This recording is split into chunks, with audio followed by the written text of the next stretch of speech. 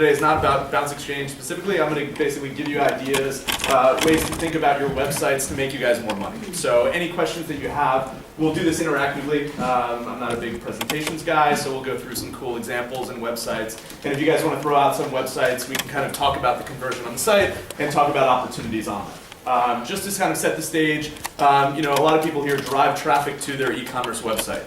I think the stat is for every $92 spent driving traffic to websites, about $1 or $2 is actually spent converting that. The main idea is basically people come to your websites, they're through Google, through Facebook, and we can talk about through those acquisition channels, and then they basically drop off. So the question is, why do they drop off? Bounce Exchange patented exit intent technology. We'll show you kind of what that means.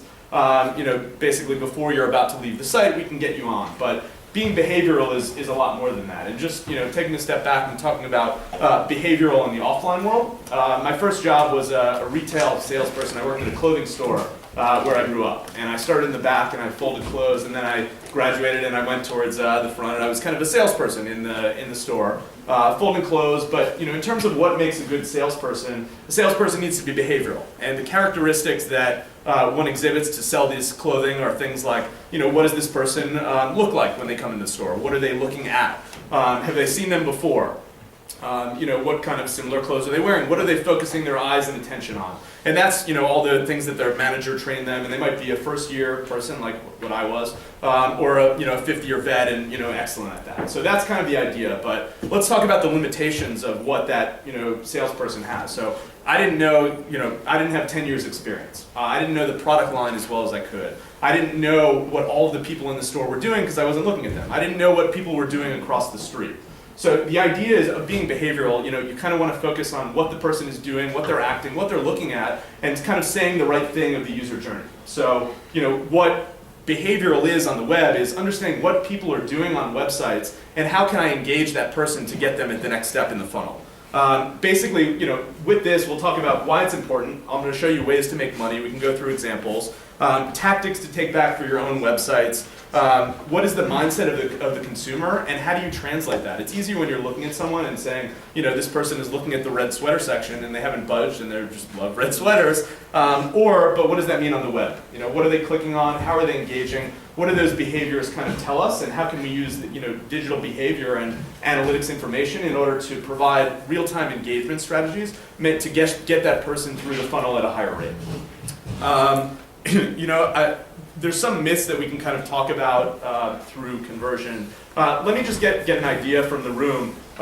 Roughly what percentage of, for those e-commerce guys, how much, raise your hand if your best performing acquisition channel is Google. So small percent. How about social? A few social. And how about just word of mouth or direct? Blogs. Okay, cool. So the problem with websites overall is that they treat everyone the same. So regardless of what keyword they typed in, maybe they typed in discounted red sweaters, maybe they typed in they're coming from a blog, maybe they're coming from a like to know it Instagram post, websites treat everyone the same currently. That's a problem because everyone needs different information in order to get from that decision point to what they're actually doing and getting them to purchase. So how do we know the right piece of information to kind of show them what is the website showing them currently? When you're building a website, the decisions that you want to think about are, what's relevant to that user? Am I changing the website homepage based on what channel they're coming from? But even deeper than that, what are they about to leave the website? How long have they been on the website? What products have they viewed? What have they bought before? There's kind of an ideal state that you can kind of think through when you think of it on the one-off basis, but there's a lot of opportunity that you can put into the website. So before we dive into some examples, this stuff is better seen in real time. So I've got some really cool engagements and strategies that we can talk through, but a few myths I want to just talk through first about what behavioral is not. A lot of sites, think of things as personalization. So these are things like, hello Anna, it's going to be freezing outside, like wear your down jacket. Things like that. That stuff ends when the page loads. There's a lot more to it. That's kind of like saying, when you walk into a store, here's a discount code for this thing, but not adapting it based on what the person is actually looking at in the store. Secondly, there's a lot of talk about testing and A/B testing. Similarly, that do I show a red button or do I show a blue button? That kind of also ends at the page load. There's a lot more beyond that and a lot of opportunity that you can kind of squeeze out of the sponge to get maximum results. And then also, there's a lot that goes into behavioral. Someone, just think through when you're actually developing this. There's a lot of talented developers in this room that I've spoken to before. They can probably tell you best. There's a lot that goes on. Really to build a segmentation logic criteria. Does this person come in off Facebook traffic? Which ad are they coming from? Am I optimized across every single device, browser, tablet, device across the world? Am I geo-segmenting by particular locations? Am I showing things on particular product pages with high amount of reviews or no reviews at all? These are all things that you want to be thinking about as you're looking to optimize your pages, and then you'll figure out the best way to move forward from that. And feel free to just jump in on any of this stuff. So I want to talk through just how we get customers and where they come from, and then how to convert them. Just trends in the industry. So first of all, Google is probably one of the biggest ones. People play the SEO, so there's some SEO firms, I heard some here. There's a lot of pay-per-click firms that people are focusing on. Those are great, and you figure out a profitable way to drive traffic to your business. You probably experienced competition in the market. Some data here, CPCs, cost per clicks, are up about 40%. In the last 2 years. So the space is getting more competitive. If you're bidding on red sweaters, you'll probably notice, the costs are going up. There's more people bidding and competition in there. So you want to make sure that when you're bidding on these pages, you're doing everything that you can possibly do to actually convert them across the board. When they do come on the page, you don't want to just drop them off and put them in the store, but think about how you want to actually convert those users from just a prospect, to visitor. I know Google's doing a lot of cool stuff. There's a thing called RLSA, which basically allows you to bid in Google depending on what that person has done to your site before. So have they visited their site before? Have they not purchased? You can then bid that type of stuff. It's coordinated with your quality score. Facebook is doing similar things, but those are things that Google is starting to do. You want to think through after you get them from Google to your page. What's involved? Can I convert those people at a higher rate? Facebook and social. Huge channel. People are figuring out ways to do this. Instagram is another one. But the thing about Facebook, which you probably haven't read a lot about, is Facebook's organic reach has gone down. I think down here it's an all-time low of 2.6%.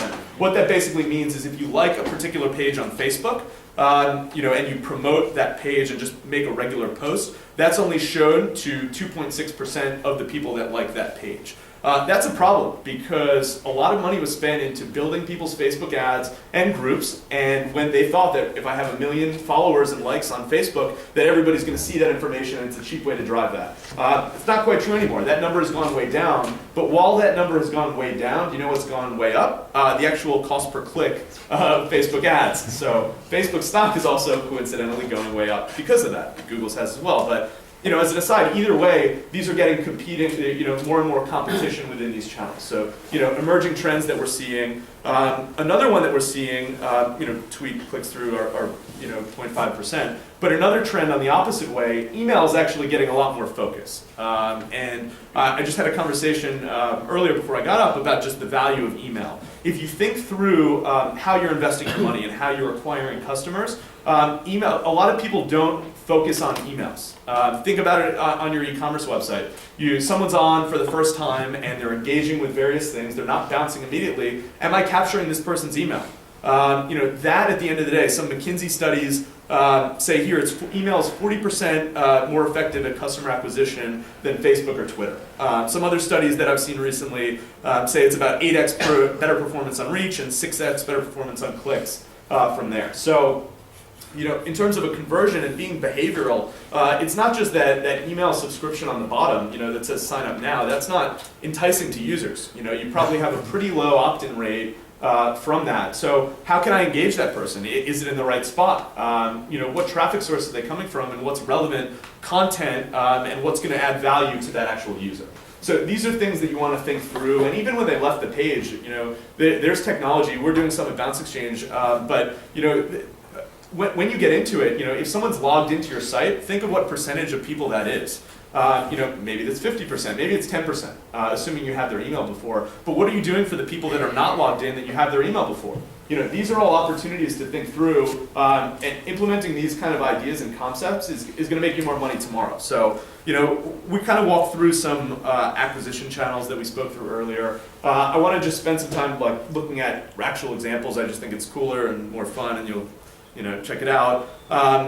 This just kind of highlights a lot of people originally think about conversion as a basic funnel. 100, what does these numbers say? 1,000 people visit the website, 3 people buy, a certain conversion factor on that.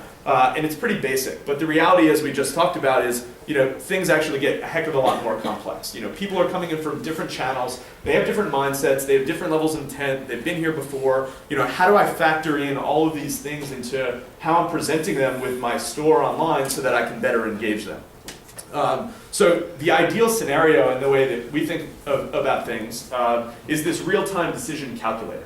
Ideally, if you have all the information in the world about the person that's coming to your store, you're exhibiting, you're viewing what they're actually doing at the time, and you're comparing that against all of the past visitors who have come to your website before through these new channels, and comparing it theoretically to the entire ecosystem of data that exists out there. Implementing these best practices is going to make you significant amounts of money. So let me pause there for a moment. Any questions or thoughts that they want to share?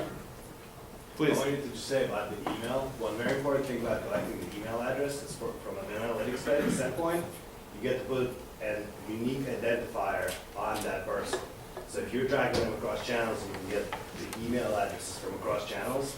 You can uniquely identify that person and their, actions across different channels as compared to just tracking, 5 different people who are actually the same person. Yeah, absolutely. If you have the data, you run multiple websites, you can track it across, and even if that same person is coming back to your website through, initial Facebook ad, and you're talking about top of funnel traffic, how do I engage that person the first time? How do I want to do that the second time? So it's a great point. Email is a huge, huge advantage. You want to basically be supercharging your emails on these websites. So, I guess what we can do now is I've got a sample website. We can check out Gap. We can check out whatever you guys want to check out. Any standard e-commerce website anyone wants to check out the conversion of?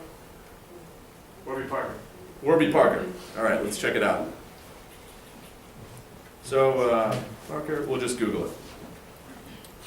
Right, so the first thing that we notice here is Warby Parker's bidding on some branded AdWords traffic right here. So you can see kind of things that they're highlighting. This wasn't rehearsed before, by the way. I'm doing this live, so bear with me as we progress it. They're bidding on keywords. They're ranking really well. Everything comes together with the right pair. Just $95 and ships free. 5 pairs, 5 days for free. Eyeglasses and sunglasses. Try it at home for free. They've got all these things. So let's say I'm a visitor. My friend told me about Warby Parker. I heard it's cool. I'm looking for some sunglasses. Let's check it out. So when I click through here, what page am I landing on? That's the first thing that you want to see. If I'm the brand, where does it tell me any information about what Warby Parker is on this page? There's no consistency that you can see from that branded paid AdWords traffic to this page.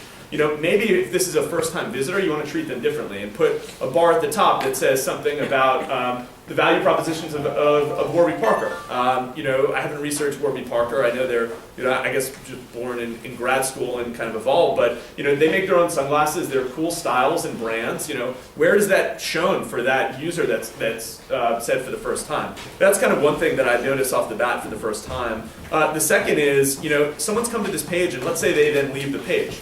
So that's where some kind of exit intent technology might be able to get in. If bounce traffic is 40%, maybe more, that's an opportunity for you to capitalize. If you're then, of that 40% bounce traffic of, whatever amount of sessions, 100,000 sessions, if you can capture an extra 5 or 10% of that traffic and just get their email, that's going to lead into significant amounts of intent, significant orders, value down the road for you guys that's quantifiable. And just from small changes, you want to figure it out based on the right way. We know that this person is a new user coming in on branded paid AdWords traffic. So let's engage them. Let's figure out what their style is. Let's figure out something along those lines. One example of how we've done this, and let me just hop around. We've got a lot of cool kind of examples here. Let me just show you one, and we can kind of integrate it into this demo because it's kind of interesting. This is one thing that is an example of this behavioral exit intent technology. Here is Henry Bendel's site when it actually loads.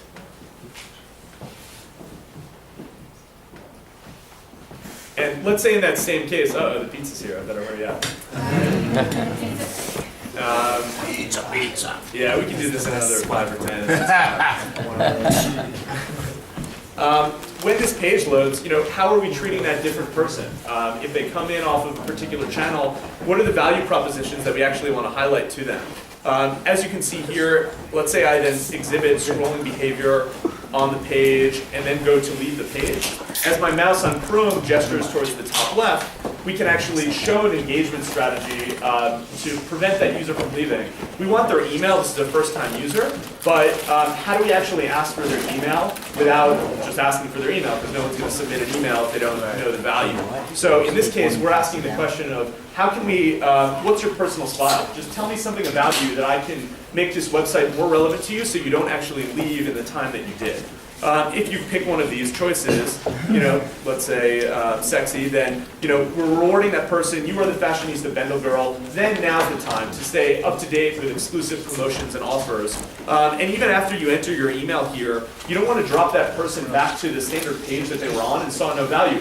There were a lot of categories on the top of that page. What are you going to do? So after this choice, give them the next choice of where they want to go on the site and make it relevant towards what they've actually clicked on and shown.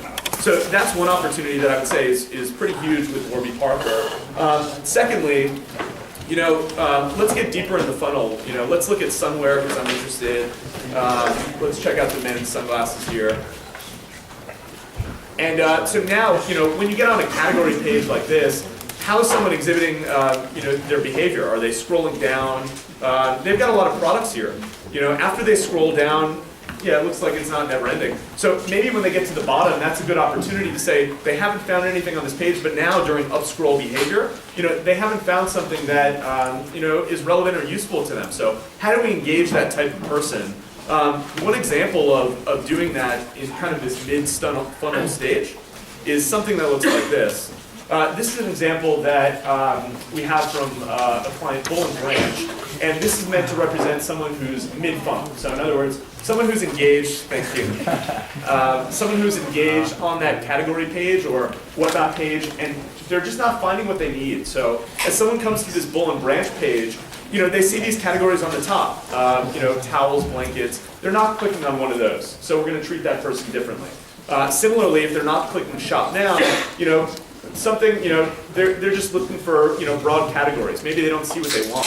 So, one engagement as they scroll down on the page, could be this one on the bottom that you see here. So this person hasn't clicked on anything. So how do we actually engage this person to click? And here, we're showing, it's hard to see on the bottom here, but top and high converting product pages.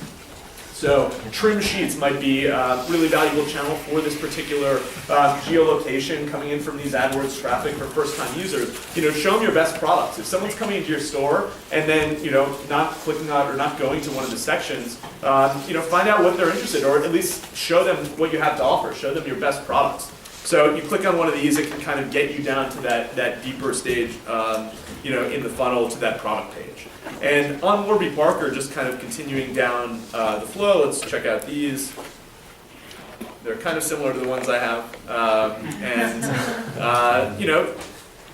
The value propositions that we saw earlier aren't being shown on the page until now. So, before I was on the category page, it wasn't clear to me that I could try these at home for free and check them out in the mirror and just make sure they work with my clothes or whatever, or buy from $95. So there's opportunities, and even up here, as someone's scrolling through these images here, that's pretty high intent behavior. So even after that point, focus their attention on the actual buy button. If they want to show a different color, people are doing sold out things, but it's more than just sold out. It's how are they engaging? One really cool example that we've done, this is hot off the press. We did this last Friday, in terms of how you want to think about innovation and really how to push the envelope forward. Here's a really cool example from Pure Vita bracelets. This is something there that we've studied kind of what users are doing on product pages, and you want to find ways to promote and reward engagement rather than nothing. So, certainly if something clicks, let it take them somewhere.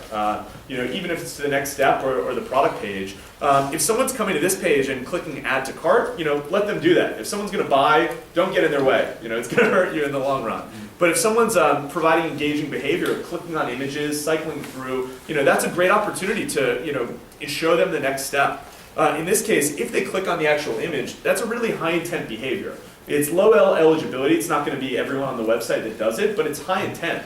So how do I then take this person and take them to the next step in the funnel? When I click out, the engagement that we have, you can see it here, the add to cart literally wiggles on the page. And something like this, we're doing some alpha testing, 20% lift on product pages for someone that clicks the thing. It's huge. With the wiggle? With the wiggle, yeah. If you do this, and it's all about the wiggle. Yeah, and it's like you do things like this, you get someone behaviorally, and even psychologically, I'm in the mindset, it's kind of like, yeah, I tried in the red sweater, now here's the checkout counter. Something like that, just, intuitively online, it just kind of, it fits and it gets them to the next step at a much higher rate. Is this only on Magento or like any platform? Yeah, any platform.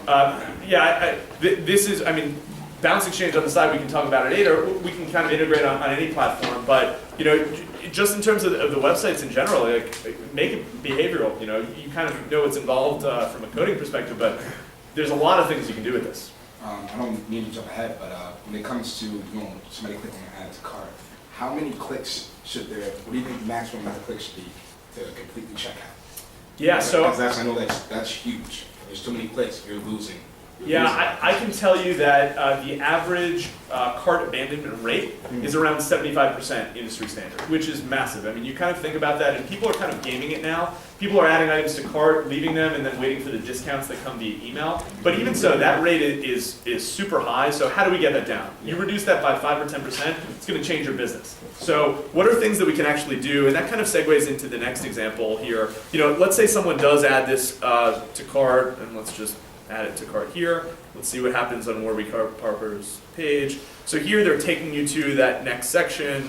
You can see the cart on the one on the top. Here, let's just say I then want to buy something else. So there's opportunity here. So someone added something to cart. The cart is not constant on the top. As I'm scrolling down, particularly in mobile, that's going to get lost. Your conversion is just going to drop off the funnel. There's opportunity just waiting on the table here. And further, if someone actually leaves, there's opportunity to engage them back. One cool example that we can kind of walk through there, let's just use Tom's, and we can kind of end on this and probably just take some questions and do some pizza. There's one right in front of me. This is a Tom example. It kind of speaks towards a lot of different elements of being behavioral and how it can talk to someone who's entering on a product page for the first time, talking about a lot of the kind of thoughts that we've brought up and some of the questions that have been asked.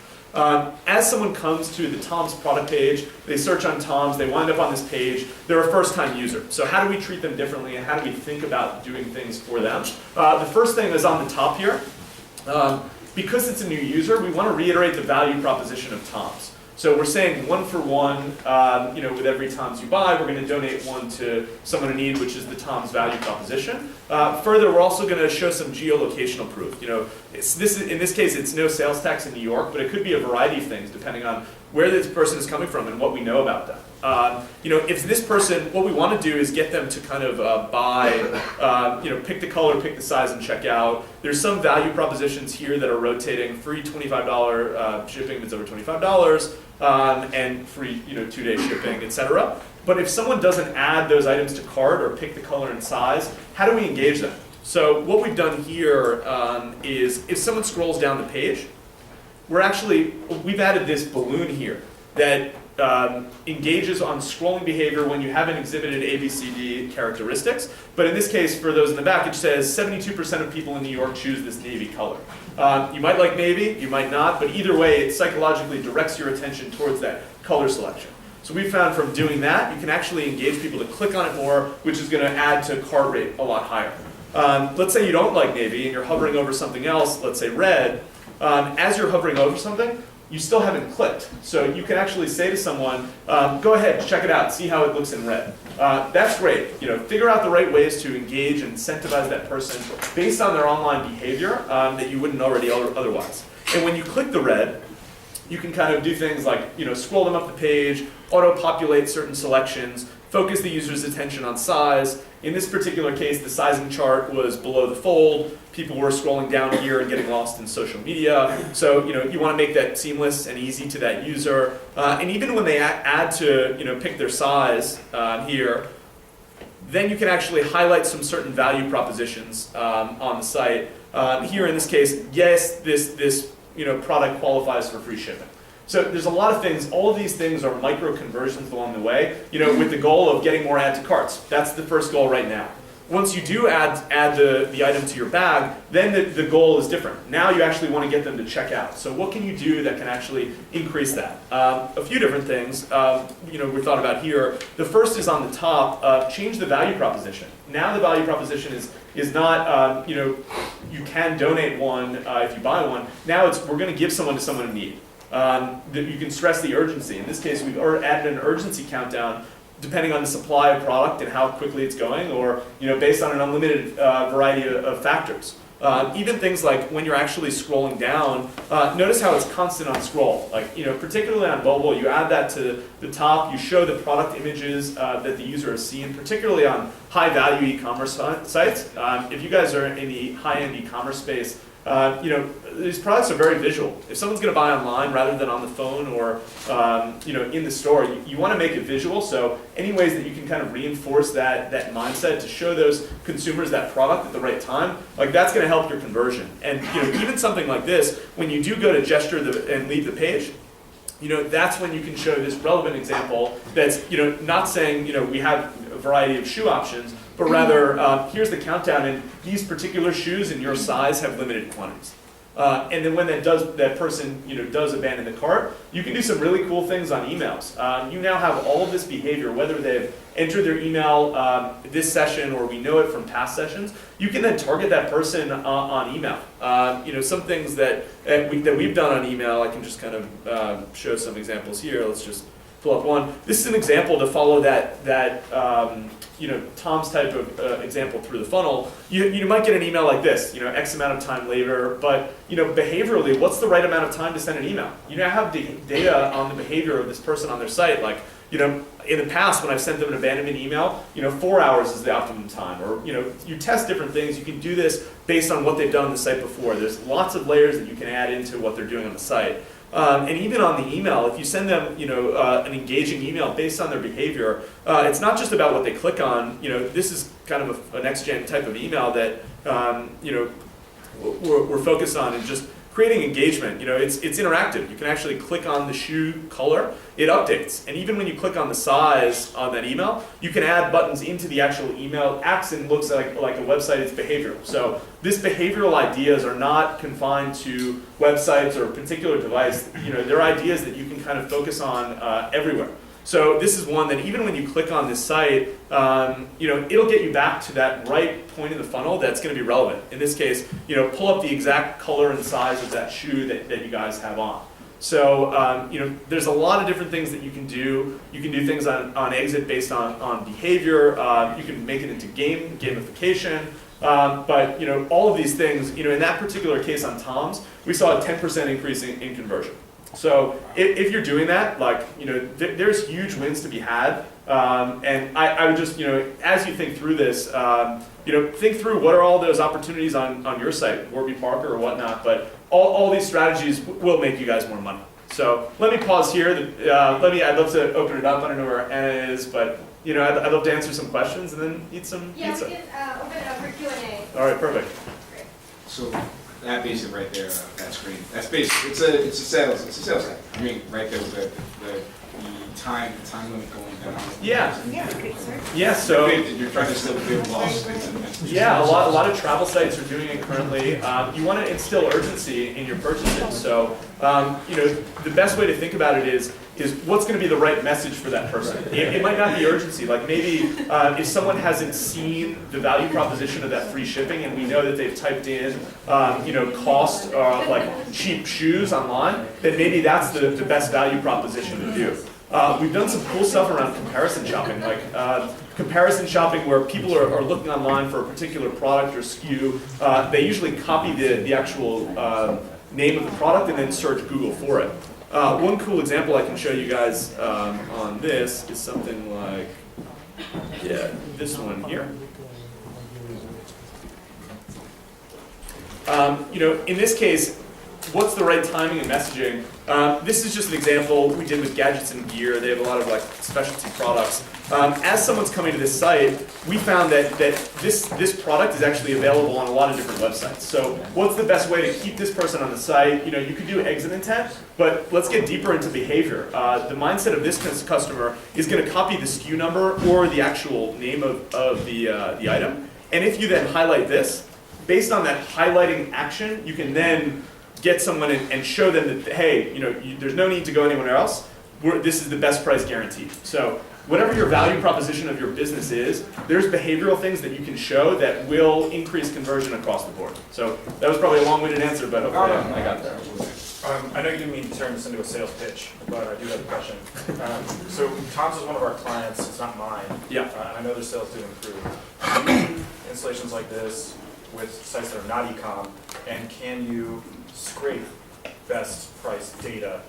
So say like one of my clients is Revlon.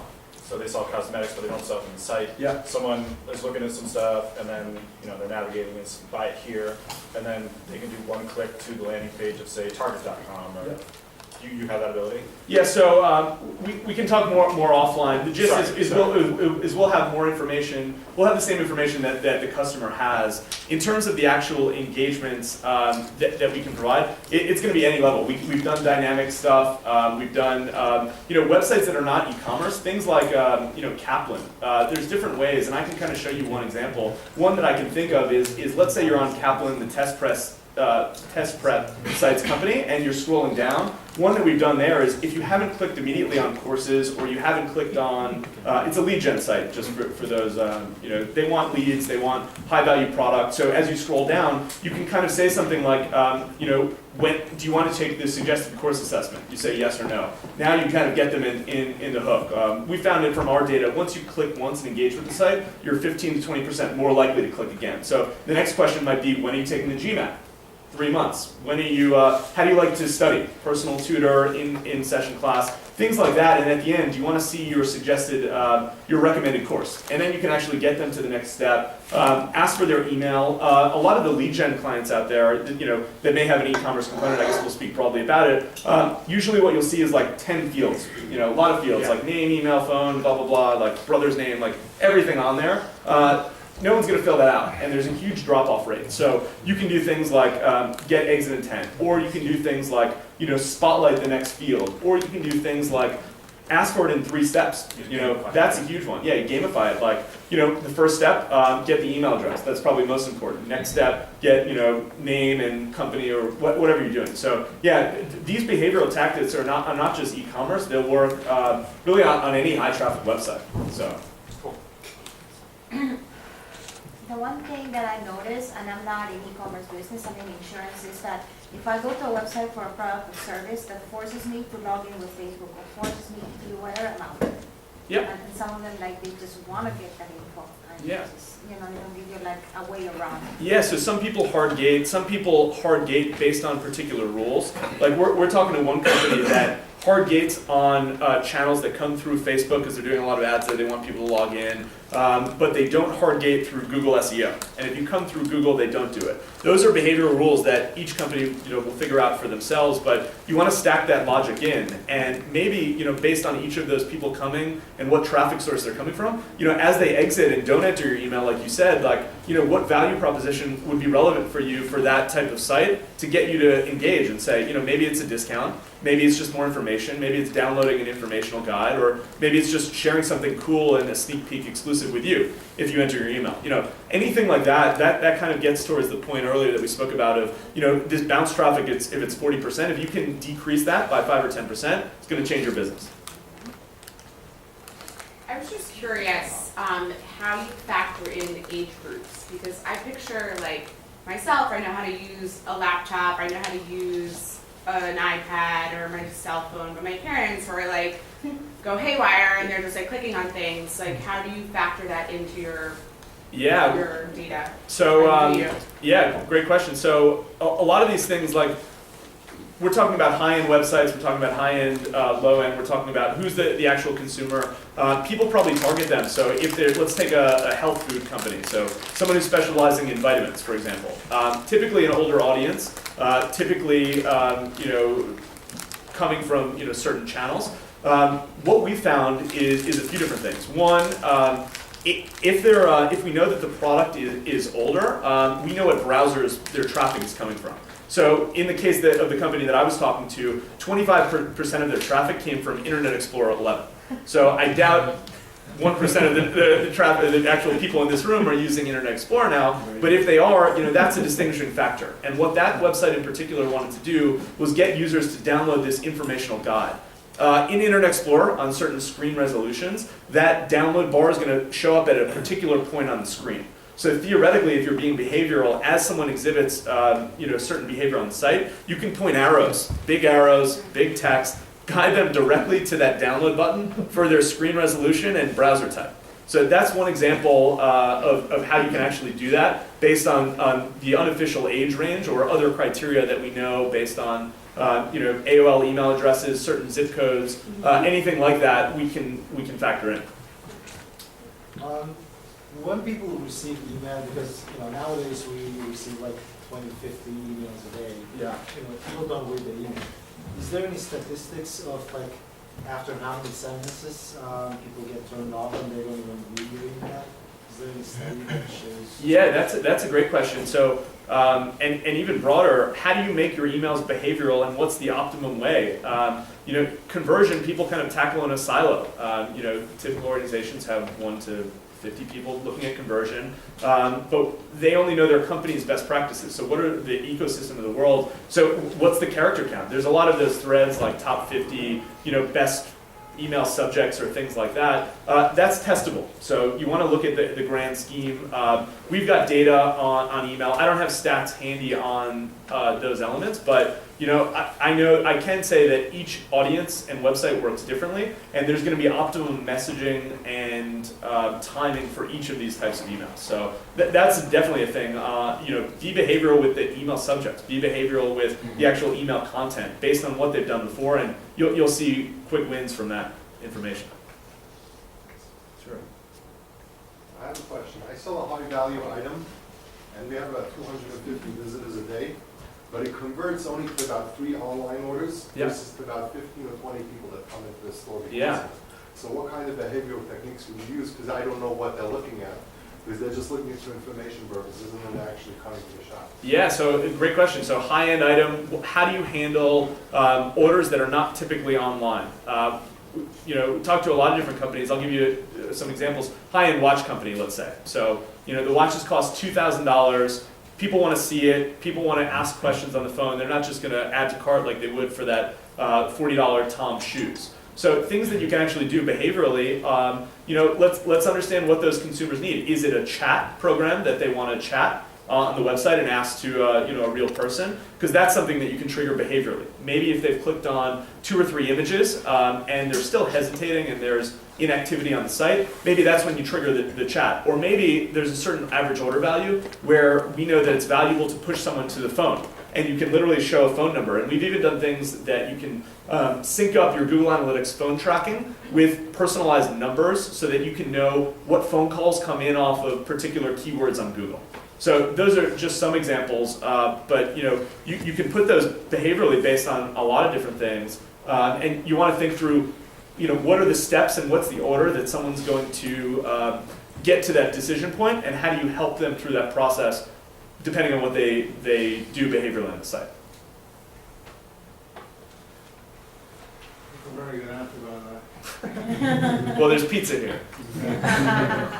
So, yeah. Did you guys have any interesting examples of using retargeting in your practices? For example, I don't know, putting retargeting pixel on a checkout page, and then once summer comes, you just roll ads with men's sunwear, or some interesting examples where it factors into behavioral patterns of people? Yeah, great question.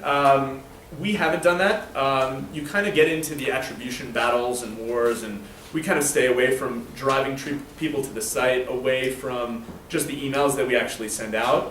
The things that we do personally, we put one-by-one conversion pixels in our emails just to track from that, but we haven't gotten into that space. That's probably another one. The app space is another one that we haven't gotten into. There's different rules that you need to do that. I think we're thinking about that, but that's just another opportunity down the road as well. Yeah. Quiet question, I think. Usually there's a lot of questions. We'll take the last question and then we'll open. Sure. Can you talk about some tactics to driving people to the site, most importantly? How do you get someone to the site before you can entice them to do anything else? Yeah, great question. So, broadly, how do you get customers? And what are the best acquisition channels? So, as you're kind of thinking about your conversion strategy, you want to think about your business. So, why is this product relevant? Where are my customers? How do I reach them? There's so many different options and places where you can actually target those. The biggest we kind of spoke a bit about, but let's go into a bit more detail. AdWords traffic, depending on what the product is, you want to have a cost per acquisition.